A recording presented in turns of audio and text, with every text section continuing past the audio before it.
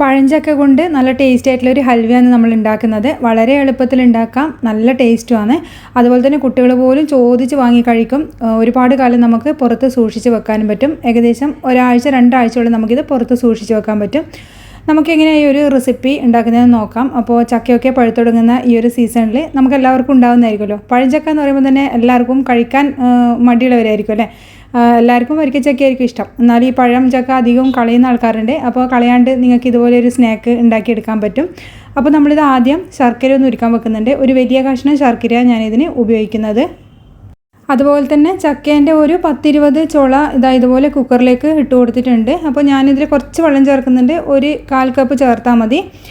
ഇനിയിപ്പോൾ നമ്മൾ ആ ഒരു ശർക്കര പാനി നല്ലപോലെ തന്നെ ഒന്ന് കൊഴുത്ത് വന്നിട്ടുണ്ട്. നല്ലോണം ഒന്ന് പതഞ്ഞ് വരുന്നവരെ നമ്മളിത് ഉരുക്കിയെടുക്കണം. അപ്പോൾ കല്ലും മണ്ണും ഒക്കെ ഉണ്ടെങ്കിൽ നമുക്കതൊന്ന് ഉരുക്കിയിട്ട് അതിലേക്ക് ഒഴിച്ചു കഴിഞ്ഞാൽ കല്ലും മണ്ണൊക്കെ ഒന്ന് അരിച്ചിട്ട് നമുക്ക് പോയി കിട്ടുകയും ചെയ്യും. അതുപോലെ തന്നെ നല്ല കളറിലുള്ള ശർക്കര എടുത്തു കഴിഞ്ഞാൽ നമ്മൾ ഉണ്ടാക്കുന്ന ഏതൊരു റെസിപ്പി ആയി കഴിഞ്ഞാലും നല്ലൊരു കളറ് കിട്ടുകയും ചെയ്യും. അപ്പോൾ നമ്മൾ ചക്ക വേവിച്ചിട്ട് ഞാൻ നല്ലപോലെ ഒന്ന് ഉടച്ച് കൊണ്ടുവന്നിട്ടുണ്ട്. പഴഞ്ചക്ക ആയതുകൊണ്ടാണെന്ന് അറിയില്ല, ചക്ക വേവിക്കുന്ന സമയത്ത് ഇങ്ങനെ ഒരു കളറിൽ എനിക്ക് കിട്ടിയത്. ഇനി അതൊന്ന് തണുത്തതിന് ശേഷം പിന്നെ നമ്മൾ മിക്സിൻ്റെ ജാറിലേക്കൊന്ന് മാറ്റി കൊടുക്കുന്നുണ്ട്. അപ്പോൾ ശർക്കര പാനിയും ഒന്ന് തണുന്നതിന് ശേഷം ഇത് അരിച്ചിട്ട് ഇതിലേക്കൊന്ന് ഒഴിച്ചു കൊടുത്തിട്ടുണ്ട്. അതുപോലെ തന്നെ നമ്മൾ ചിരവിയ തേങ്ങ ഒരു 1/4 കപ്പ് മുതൽ 1/2 കപ്പ് വരെ അരക്കുന്ന സമയത്ത് ഇതിലേക്ക് ചേർത്ത് കൊടുക്കാം. എന്നിട്ട് നല്ല പേസ്റ്റ് പോലെ ഇതുപോലെ ഇങ്ങനെ അരച്ചെടുത്ത് കൊണ്ടുവരുന്നുണ്ട്. ഇനി ഇതിലേക്ക് നമ്മൾ അത് ഒരു ബൗളിലേക്ക് മാറ്റിയതിന് ശേഷം കുറച്ച് ഇൻഗ്രീഡിയൻസും കൂടിയും ചേർക്കാനുണ്ട്. അപ്പോൾ നമ്മൾ കുറച്ച് കട്ടിയായിട്ടാണ് അരച്ചെടുത്തത്. നമ്മളിതിലേക്ക് ചേർത്തെടുക്കുന്നതെന്ന് പറഞ്ഞു കഴിഞ്ഞാൽ മൈദപ്പൊടിയല്ല. സാധാരണ ഹൽവയൊക്കെ ഉണ്ടാക്കുമ്പോൾ മൈദപ്പൊടി വെച്ചിട്ടല്ലേ ഉണ്ടാക്കുന്നത്. നമ്മളിതിലേക്ക് ഗോതമ്പ് പൊടിയാണ് ചേർത്ത് കൊടുക്കുന്നത്. അപ്പോൾ ഗോതമ്പ് പൊടി നമുക്ക് ഏകദേശം ഒരു 4-5 ടേബിൾ സ്പൂൺ ഇട്ട് നോക്കാം. എന്നിട്ട് ഒന്ന് മിക്സ് ചെയ്തെടുക്കാം. എന്നിട്ട് വേണമെങ്കിൽ നോക്കിയിട്ട് പിന്നെ ചേർത്ത് കൊടുത്താൽ മതി. അതുപോലെ തന്നെ ഒരു നുള്ളു ഉപ്പും കൂടിയും ചേർത്ത് കൊടുക്കുന്നുണ്ട്. അപ്പോൾ ശർക്കരയ്ക്ക് ഒരുപാട് ഉപ്പുള്ളതാണെങ്കിൽ അങ്ങ് ഒരുപാട് ഉപ്പ് ചേർക്കേണ്ട ആവശ്യമൊന്നുമില്ല.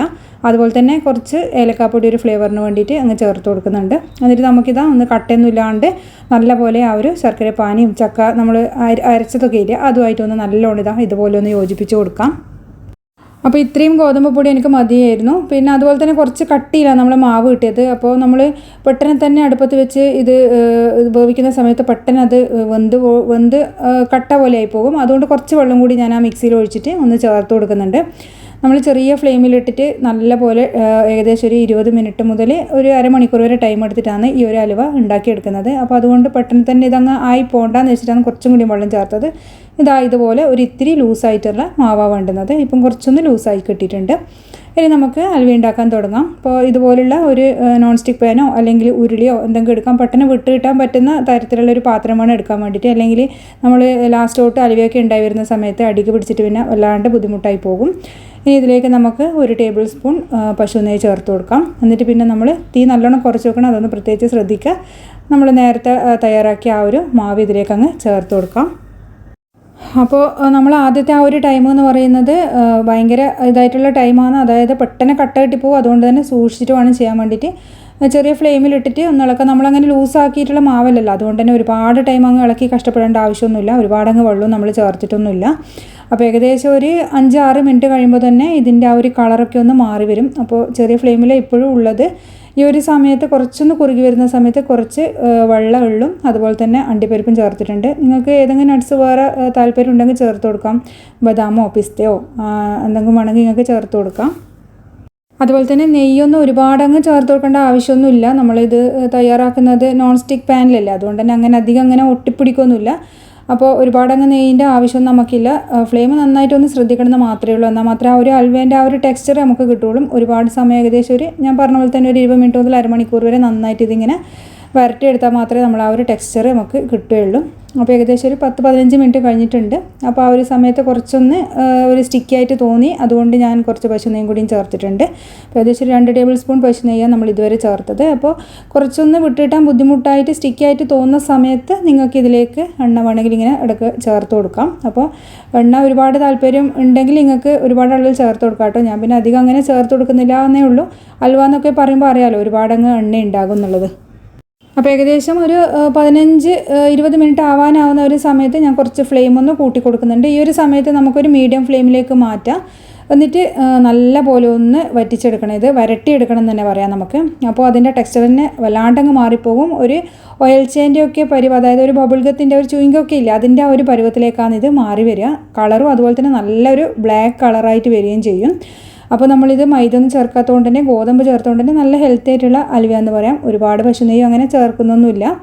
അപ്പോൾ ഇതുപോലെ നമുക്ക് കുറച്ചധികം ടൈം എടുത്തിട്ട് തന്നെ ഇതിങ്ങനെ വരട്ടിയെടുക്കണം ഈ ഒരു സമയത്ത്. അപ്പോൾ ഇതുപോലുള്ള സ്പാറ്റിൽ വെച്ചിട്ട് ചെയ്ത് കഴിഞ്ഞാൽ പെട്ടെന്ന് തന്നെ നമുക്ക് അവിടെ ഇവിടെ ഒന്നും പിടിക്കാണ്ട് തന്നെ പെട്ടെന്ന് നമുക്കിങ്ങനെ വരട്ടിയെടുക്കാൻ കഴിയുകയും ചെയ്യും. അപ്പോൾ ഒരു ഏകദേശം 20 മിനിറ്റ് കഴിയുമ്പോഴാണ് നമ്മൾ അലുവ ഒരു കറക്റ്റ് ടെക്സ്ചറിലേക്ക് ആകുക. 20 മുതൽ അരമണിക്കൂർ ആകുമ്പോഴത്തേക്ക് നല്ല കറക്റ്റ് ടെക്സ്ചറിലാവും. അപ്പോൾ നമ്മൾ ഈ കടയിൽ നിന്ന്, അതായത് ബേക്കറിയിൽ നിന്നൊക്കെ വാങ്ങുമ്പോൾ നല്ല വെളിച്ചിലുള്ള ഒരു അലുവ കിട്ടില്ലേ, അപ്പോൾ അതേപോലത്തെ ടെക്സ്ചർ ആവണമെങ്കിൽ ഈ ഒരു സമയം നമ്മൾ നന്നായിട്ട് കുറച്ചൊരു മീഡിയം ഫ്ലെയിമിലേക്ക് വെച്ചിട്ട് നല്ലോണം വരട്ടിയെടുക്കേണ്ടത്. അപ്പോൾ ഈ ഒരു സമയത്ത് വേണമെങ്കിൽ നിങ്ങൾക്ക് എണ്ണ ചേർത്ത് കൊടുക്കാം, നെയ്യ് ചേർത്ത് കൊടുക്കാം. അതുപോലെ ഇങ്ങനെ ഒന്ന് ചേർത്തിട്ട് ഒന്ന് മുറിച്ച് നോക്കുമ്പോൾ ആ ഒരു കണ്ടില്ലേ, രണ്ടും സെപ്പറേറ്റ് ആയിട്ട് നല്ല ഇങ്ങനെ വലിഞ്ഞ് കിടക്കുന്നുണ്ട്. അപ്പോൾ ഇത് ഏകദേശം പാകമാവാനായി എന്നാണ് അർത്ഥം. അതുപോലെ തന്നെ നമുക്ക് ഒരു ചെറിയ കഷ്ണം കയ്യിൽ എടുത്തിട്ട് ഒന്ന് ഉരുട്ടി നോക്കാം. അപ്പോൾ നല്ല ബോൾ പോലെ ഉരുണ്ട് വരികയും ചെയ്യും. അപ്പോൾ നമ്മൾ ഹലുവ പാകമായി എന്നാണ് അർത്ഥം. അപ്പോൾ ഈ ഒരു സമയത്ത് കുറച്ച് നമ്മൾ നെയ്യും കൂടിയും ചേർത്ത് കൊടുക്കുന്നുണ്ട്. ഒരു ടേബിൾ സ്പൂൺ കൂടിയും ചേർത്ത് കൊടുക്കുന്നുണ്ട്. നെയ്യ് ചേർക്കും തോറും ഇത് പെട്ടെന്ന് വെലിഞ്ഞ് കിട്ടും, വേഗത്തിലാവുകയും ചെയ്യും. ആ ഒരു ടെക്സ്ചർ മാറി വരും. അപ്പോൾ നിങ്ങൾക്ക് നെയ്യ് ചേർക്കുമ്പോൾ തന്നെ മനസ്സിലാവും. ഇത് ആദ്യമായിട്ട് ഉണ്ടാക്കുന്നവരാണെങ്കിൽ നിങ്ങൾക്ക് പെട്ടെന്ന് മനസ്സിലാവും, അത് പെട്ടെന്ന് തന്നെ വിട്ട് കിട്ടുന്നതൊക്കെ മനസ്സിലാകും. അപ്പോൾ ഇത് ഏകദേശം റെഡി ആവാനായിട്ടുണ്ട്. ഒരു 1-2 മിനിറ്റ് ആകുമ്പോഴത്തേക്ക് നമുക്ക് ഫ്ലെയിം ഓഫ് ചെയ്യാം. അതുപോലെ കയ്യിലെടുത്തിട്ട് ഒന്ന് നോക്കിയാൽ മതി. നിങ്ങൾക്ക് പെട്ടെന്ന് തന്നെ ആദ്യമായിട്ട് ഉണ്ടാക്കുന്നവർക്കൊക്കെ ആണെങ്കിൽ അത് അതിൻ്റെ പാകം അറിയണമെങ്കിൽ അങ്ങനെ ചെയ്ത് നോക്കിയാൽ മതി. നല്ല ബോൾ പോലെ ഉരുണ്ട് കിട്ടുമ്പോൾ നിങ്ങൾക്ക് അങ്ങ് ഫ്ലെയിം ഓഫ് ആയി കൊടുക്കാം. അതുപോലെ തന്നെ ഇത് ചെയ്ത പാട് തന്നെ നമ്മൾ ആ ഒരു ട്രേയിലേക്ക് മാറ്റി കൊടുക്കണം. അത് നമ്മളിത് തുടങ്ങുന്നതിന് മുന്നേ ട്രേ ഒക്കെ ഇതുപോലെ ഒന്ന് സെറ്റ് ചെയ്ത് വെക്കണം. അപ്പോൾ ഞാൻ ഇതുപോലുള്ളൊരു പാത്രം എടുത്തത്, നിങ്ങൾക്ക് സ്റ്റീലിൻ്റെ പാത്രത്തിലൊക്കെ ആക്കി എടുക്കാം കേട്ടോ. പിന്നെ അതിൽ ഞാൻ കുറച്ച് പശു നെയ്യും അതുപോലെ വെളുത്തുള്ളും അണ്ടിപ്പരിപ്പൊക്കെ വെച്ചിട്ട് ഒന്ന് ഡെക്കറേറ്റ് ചെയ്ത് എടുത്തിട്ടുണ്ട്. അപ്പോൾ നമ്മളിത് ഉണ്ടാക്കി കഴിഞ്ഞ് കഴിഞ്ഞാൽ തണിയാൻ വേണ്ടിയിട്ടൊന്നും മാറ്റി വെക്കരുത്. ആ ഒരു ഫ്ലെയിം ഓഫാക്കിയിട്ട് ആ ഒരു സ്പോട്ടിൽ തന്നെ നമ്മൾ ഇതുപോലുള്ള ഒരു പാത്രത്തിലേക്ക് മാറ്റിയിട്ട് സെറ്റ് ചെയ്ത് കൊടുക്കണേ. എന്നാൽ മാത്രമേ നല്ല സെറ്റായിട്ട് നല്ല കഷ്ണമായിട്ട് മുറിച്ച് കിട്ടാൻ നല്ല എളുപ്പം കിട്ടുള്ളൂ നമുക്ക്. അപ്പോൾ അതുപോലെ തന്നെ ഇതിലേക്ക് മാറ്റിയതിന് ശേഷം ഒരു സ്പൂൺ വെച്ച് ഇതുപോലെ പ്രസ് ചെയ്തിട്ട് അതിൻ്റെ ആ ഒരു ഷേപ്പ് ആക്കി എടുക്കുക. അപ്പോൾ ചൂടോടെ തന്നെ ഇതൊക്കെ ചെയ്ത് കൊടുക്കണം. സ്പൂണിൻ്റെ അടിയിൽ കുറച്ച് നമുക്ക് പശു നെയ്യോ അല്ലെങ്കിൽ വെളിച്ചെണ്ണയോ എന്തെങ്കിലും പുരട്ടി കൊടുത്തിട്ട് ഒന്ന് പ്രസ് ചെയ്താൽ മതി. എന്നാൽ സ്പൂണിനും അങ്ങനെ ഒട്ടിപ്പിടിക്കൂല. അപ്പോൾ ഇത് ഏകദേശം സെറ്റാവാൻ 3-4 മണിക്കൂർ എടുക്കും. ആ ഒരു 3-4 മണിക്കൂർ കൊണ്ട് തന്നെ നന്നായിട്ട് തണുത്ത് കിട്ടും. തണുത്ത് കിട്ടിയതിന് ശേഷം മാത്രമേ ഇത് ഇതിൽ നിന്ന് വിട്ട് കൊടുക്കാൻ പാടുള്ളൂ. അല്ലെങ്കിൽ അത് അടിയിടിയും പറ്റി പിടിച്ചിട്ട് അങ്ങനെ വല്ലാത്തൊരു ഷേപ്പിലേക്കാണ് പോവുക. നല്ല ഒരു കറക്റ്റ് ഷേപ്പ് കിട്ടില്ല. അതുകൊണ്ട് നല്ലോണം തണിഞ്ഞതിന് ശേഷം മാത്രമേ ഇതിൽ നിന്ന് വിടിയിക്കാൻ പാടുള്ളൂ. അപ്പോൾ നമുക്കിതുപോലെ ആദ്യം ഒന്ന് സൈഡൊന്ന് ഇളക്കിയിട്ട് ഒരു പാത്രത്തിലേക്ക് അങ്ങ് മാറ്റി കൊടുക്കാം. അതുപോലെ തന്നെ സെറ്റ് ചെയ്യുന്ന സമയത്ത് നല്ലോണം സ്പൂൺ വെച്ചിട്ട് പ്രസ് ചെയ്യണം. അല്ലെങ്കിൽ അവിടെ ഭയങ്കര ഗ്യാപ്പ് വീണ് ആ ഒരു ടെക്സ്ചർ, അതിൻ്റെ ആ ഒരു ഷേപ്പ് ഉണ്ടല്ലോ, അതങ്ങ് നഷ്ടമായി പോകും. കൊണ്ട് നല്ലോണം പ്രസ് ചെയ്തിട്ട് എണ്ണ വെച്ചിട്ട് നല്ലോണം സ്പൂണിനാക്കിയിട്ട് പ്രസ് ചെയ്ത് കൊടുക്കുക. അപ്പോൾ നല്ല ഹെൽത്തി ആയിട്ടുള്ള നമ്മൾ അടിപൊളി ഹൽവയുടെ റെഡി ആയിട്ടുണ്ട്. അപ്പോൾ എല്ലാവരും ഒന്ന് ട്രൈ ചെയ്ത് നോക്കുക. പ്രത്യേകിച്ച് പഴഞ്ചക്ക വെച്ചിട്ടൊന്നും അധികം ആരും ട്രൈ ചെയ്യാത്ത റെസിപ്പി ആയിരിക്കും. അപ്പോൾ ഇനിയിപ്പം പഴഞ്ചക്കാന്ന് മാത്രമല്ല കേട്ടോ, വരിക്കച്ചക്ക വെച്ചിട്ട് നിങ്ങൾക്കിത് ചെയ്തെടുക്കാം. അപ്പോൾ കുട്ടികളൊക്കെ ചോദിച്ച് വാങ്ങി കഴിക്കും. നല്ല രുചിയാണ്. അതുപോലെ തന്നെ ഉണ്ടാക്കാനും അധികം വലിയ പണിയൊന്നുമില്ലല്ലോ, അധികം ഇൻഗ്രീഡിയൻസ് ഒന്നും വേണ്ട. നമുക്ക് ഗോതമ്പ് പൊടി വെച്ചിട്ട് തന്നെ ഹെൽത്തി ആയിട്ട് ഉണ്ടാക്കാൻ പറ്റുന്നില്ലേ. അപ്പോൾ ട്രൈ ചെയ്തിട്ട് ഫീഡ്ബാക്ക് പറയാൻ മറക്കരുത്. ഇനി അടുത്ത വീഡിയോയിൽ നമുക്ക് വേറൊരു പുതിയൊരു റെസിപ്പിയുമായിട്ട് കാണാം. താങ്ക്